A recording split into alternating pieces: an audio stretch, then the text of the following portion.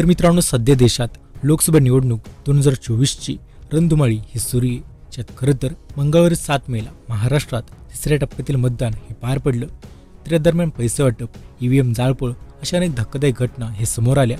पण अशा स्थितीत आता आणखीन एक मोठी घटना ही समोर येते, ज्यात खरं तर ईव्हीएममध्ये फेरफार करण्यासाठी सैन्यातीलच एका जवानाने शिवसेना ठाकरे गटाचे नेते अंबादास दानवे यांच्याकडे 2.5 कोटी रुपयांची मागणी केली.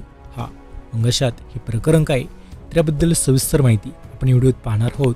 त्यामुळे हा व्हिडिओ तुम्ही शेवटपर्यंत नक्कीच पहा. आणि जर चॅनेलवर नवीन असाल तर खाली लाल बटन दाबून आत्ताच चॅनेलला सबस्क्राईब करा. खरं तर सैन्यातील एका जवानाने ईव्हीएममध्ये फेरफार करण्यासाठी ठाकरे गटाचे नेते अंबादास दानवे यांच्याकडे 2.5 कोटी रुपयांची ही मागणी केली. तर मग या प्रकरणी छत्रपती संभाजीनगर शहरामधील पोलिसांनी आता या जवानाला अटक केलेली. तर या आरोपीचं नाव मारुती ढाकणे असून तो जम्मू काश्मीरमध्ये सैन्य दलात कार्यरत आहे. तर अहमदनगर जिल्ह्यातील पाथर्डी येथील तो मूळचा रहिवासी. तर या 42 वर्ष आरोपीने इलेक्ट्रॉनिक वोटिंग मशीनमध्ये चिपच्या माध्यमातून फेरफार करण्यासाठी शिवसेना विभिन्न नेते आमदार अंबादास दानवे यांच्याकडे पैशांची मागणी केली होती. तर फेरफार करून मत वाढवून देईन असा दावा सुद्धा आरोपीने केला होता.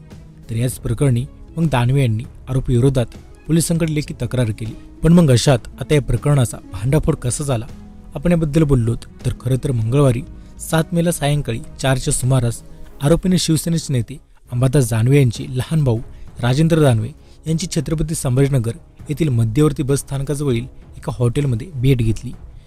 तर यावेळी त्यांच्यात डीलविषयी चर्चा झाली. तर यात आरोपीने केलेली 2.5 कोटींची मागणी वाटाघाटीनंतरून 1.5 कोटी रुपयांवर येऊन थांबली आणि सौदा ठरला. तर मग पोलीस अधिकाऱ्यांनी सांगितलं की यावेळी आरोपीला राजेंद्र दानवे यांच्याकडून टोकन मनी म्हणून 1 लाख रुपये घेताना रंग्यात पकडलं.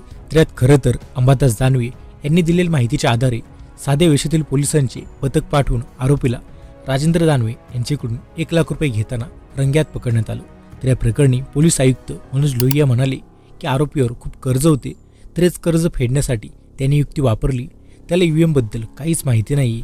आम्ही त्याला अटक केली असून क्रांती चौक पोलीस ठाण्यात गुन्हा दाखल करण्यात आलेला आहे. तर अन्य एका अधिकाऱ्याने सांगितलं की आरोपी विरुद्ध IPCचे कलम 420 आणि 511 अंतर्गत गुन्हा दाखल करण्यात सुद्धा आलेला आहे. त्यामुळे एकूण पाहिलं तर आपले कर्ज फेडण्यासाठीच या आरोपीने ही युक्ती वापरली होती.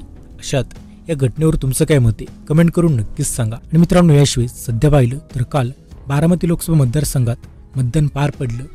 तर मग अशात या दोन्ही पवारांचं टेन्शन ह्या त्यानंतर वाढलेले. मग ते कसं त्याबद्दल सविस्तर माहिती पाहायची असेल तर आमचा हा व्हिडिओ नक्कीच पहा.